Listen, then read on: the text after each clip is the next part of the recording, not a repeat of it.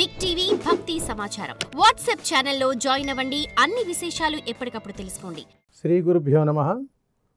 జన్మనిచ్చినటువంటి తల్లిదండ్రులకు శిరస్సు వంచి పాదాభివందనాలు తెలియజేస్తున్నాను. ప్రస్తుత సమాజంలో ప్రతి కుటుంబంలోనూ కూడా అనేక రకాలైనటువంటి సమస్యలతో సతమతమైపోతున్నటువంటి తరుణంలో ఏ సమస్యకు పరిష్కారం దొరకక చక్కటి అద్భుతమైనటువంటి జీవితాన్ని చిన్నాభిన్నం చేసుకుంటూ అద్భుతమైనటువంటి ఆనందకరమైనటువంటి జీవితాన్ని పాడు చేసుకుంటూ ఉంటాము.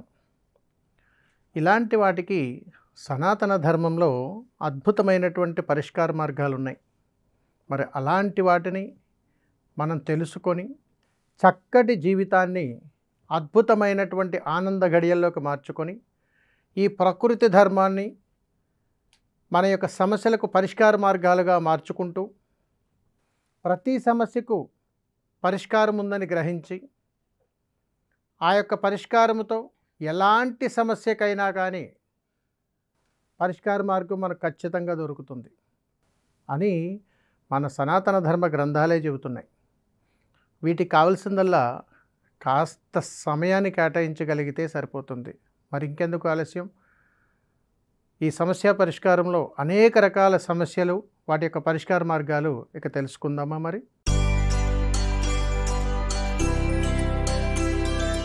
మనకు తరచూ కష్టాలు వస్తుంటాయి.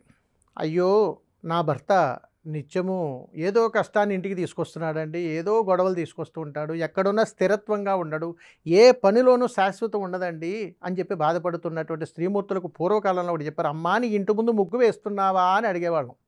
అంటే గృహం ముందు వేసేటువంటి ముగ్గు చాలా విలువైనటువంటిది. ఆ ముగ్గులో పసుపు కుంకాలను వేయవచ్చునా అని అడిగేవారు. అంటే పసుపు కుంకాలు అనేటువంటివి శుభకార్యాలు. మరి ముగ్గు మనకు తెలియకుండా ఎంతో అద్భుతమైనటువంటి అతీతమైనటువంటి శక్తిని గృహలక్ష్మిగా కొలుస్తారు. ఏం కొలుస్తారు? గృహలక్ష్మిగా కొలుస్తారు. ఏ ఇంట ముందైతే గృహలక్ష్మిని మనం అద్భుతంగా అలంకరించగలిగేటువంటి సామర్థ్యం ఏ స్త్రీమూర్తికి అయితే ఉన్నదో ఆ ఇంట భర్త అష్టైశ్వర్యాలతో తొలతూగుతుంటాడు. మరి ఇప్పుడు మనం ఏం చేస్తున్నాం? ప్లాస్టిక్లతో వచ్చినటువంటి స్టిక్కర్లు, శాశ్వతంగా ఉండిపోయేటువంటి ముగ్గుల్ని మన ఇంటి ముందు అలంకరించేసుకొని చక్కగా నమస్కారం చేసేస్తుంటాం. ఆఖరికి తులసి కోట కూడా అట్లాగే చేస్తున్నాం. గుర్తుపెట్టుకోండి, ఇంట ముందు ముగ్గుని గృహలక్ష్మిగా కొలిసినప్పుడు దేవీ దేవతలు ఇంటికి వచ్చినప్పుడు ఆ ముగ్గును చూసి చూడముచ్చటైపోతుంటారు.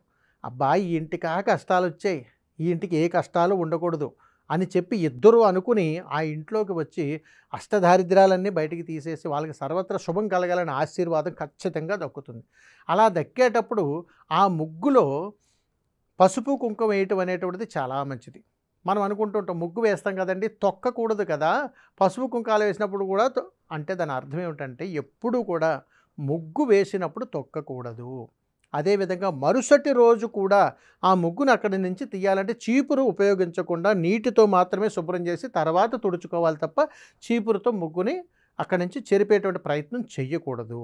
ఎందుకనంటే గృహలక్ష్మి వేరు, గ్రామదేవత యొక్క సంపూర్ణమైనటువంటి అనుగ్రహం వేరు. అంటే ఇంటి ముందు వేసినటువంటి ముగ్గులో పసుపు కుంకుమ వేయటం వల్ల పరమార్థం ఏమిటనంటే, అమ్మా నా ఇంట కష్టాలున్నాయి, కన్నీళ్ళ జీవితం ఉంది, శుభకార్యం కోసం ఎదురు చూస్తున్నాను అని అనడం కోసం పసుపు సంకేతం అయితే, కుంకుమ ఆ ఇంట తినటానికి ఉండటానికి ఎలాంటి ఇబ్బందులు కలగకుండా మమ్మల్ని ఆశీర్వదించమ్మా అని చెప్పడం కోసం, నిండు సౌభాగ్యాన్ని ఇవ్వడం కోసం కుంకుమ. తరువాత ఆ ఇంట కుటుంబం అందరూ కూడా సఖ్యతగా ఉండాలని చెప్పి ఈ ముగ్గుని మనం ఇంటి ముందు వేస్తూ ఉంటాం.